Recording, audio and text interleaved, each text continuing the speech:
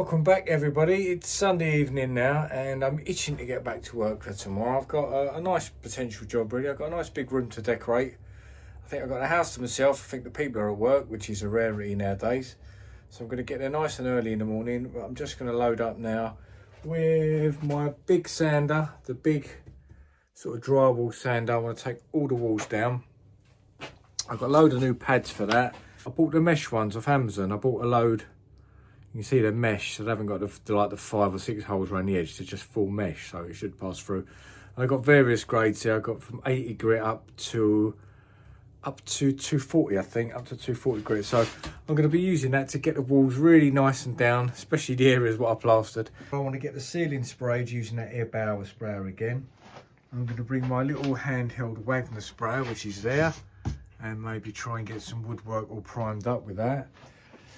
Bringing the Festool thing there with me because that just clips into that. But anyway, yes, I'm just going to load up for that and I'll see you at the job in, how did Ted Rogers do it? 3, 2, 1. Right, back on the job now, and some of you might remember I skimmed this ceiling about 2 weeks ago, 2.5 weeks ago. It's quite a tall ceiling, that one. So I was sort of balancing quite high up on stuff on that. But anyway, did a couple of patches on the walls where they had like old TV brackets that had sort of ripped out the wall, and I think there was a bit of a fireplace there where you can see that sort of circular bit. Yeah, the colours, green and grey is what they're having. Off the top, all that old border adhesive was a little bit sticky. And then this coving had a load of flakes on it, the old flaking Stevens, so that had to have a bit of a rub down because that was just flaking. No way you could have just painted over that, so I've got my sander out, my little Rutland sander, my little cordless one. It's been a little dream, this thing. Only cheap, it was 100 quid with the battery. And I've got one of them interface pads on it, you know, them spongy ones, and they sort of push into the contours of whatever shape you're doing. Hooked that up to the Festool, and away I went with that and just sort of blasted it off. Filmed a bit of it. I'm not going to keep you watching me sand down coving for too long, but I just wanted to get it so you could see how flaky it was really. You just pushed it in as much as you could. You can't get every little bit off, you know. You'd be there for a day, couple of days getting every little bit of that back. So what I did, I just sanded it back and then I painted it all with Peel Stop. Sorry, I always get Peel Stop and Guards mixed up. I don't know why. I know they're sort of the same but different, if you know what I mean. So yeah, I painted it all after that with the Peel Stop. I think there's some action coming up here. Trying to capture all the bits falling off just so you can see really. A little close up, I think, is it? Might be this bit. Yeah, I think it gets in a bit closer here just so you can see that all the bits were falling off. Yeah, but that was alright once it was all sanded down, and then I think you just see me painting a little bit of the Peel Stop on it. I like this stuff. It became something I use all the time now. It's my go-to thing. If ever anything's a little bit iffy, I'll just paint it with that, and you feel like as a decorator it's as much as you can do really. You can't do much more than that, can you? You can only use the products that you can use. You can't invent stuff. So I always feel like it's like proper belt and braces when I do that, and so far, touch wood, it's never given me any comebacks. It's always done what it's meant to do. So I just went around the whole room with that. Just went on the edge of the plaster as well. I suppose you could use it as a bit of a guards really. There's me just blasting round. Won't bore you too much with that. And then, oh, here we are with a big sander.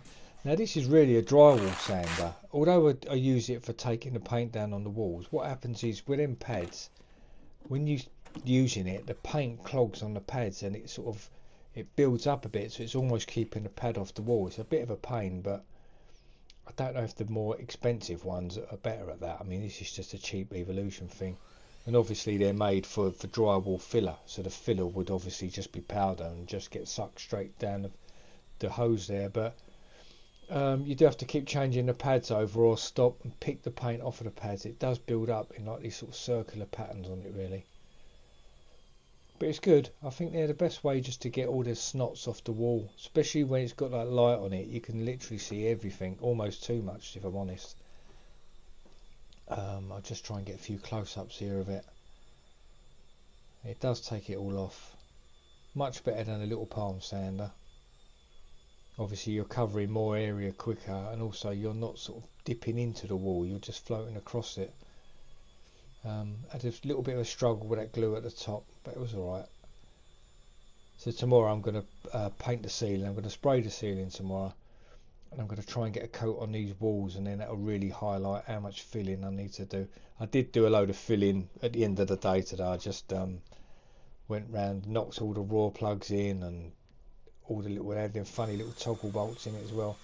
So I bashed all them in, put a little bit of expanding foam in the holes, cut that back, and then filled it really. So I'm just trying to show you this in a bit more detail really. There's a good bit, not a good bit, but there's a bit coming up in a minute where you can sort of see how shiny it makes the wall.